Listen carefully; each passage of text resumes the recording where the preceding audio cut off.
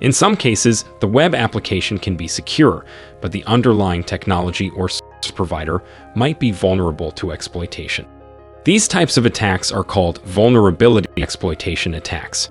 According to IBM Security, the vulnerability exploitation attacks were the infection vector for 31% of all attacks targeting financial organizations in 2021.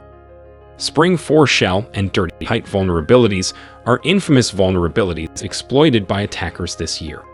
Last year, threat actors gained initial access to victim networks by exploiting multiple known vulnerabilities, including a Java deserialization vulnerability. Additionally, attackers gain access to target networks via zero-day vulnerabilities in high-profile attacks, such as the Kaseya MSP supply chain ransomware attack campaign and Microsoft Exchange server vulnerabilities. 4 of the top 5 exploited vulnerabilities in 2021 were new,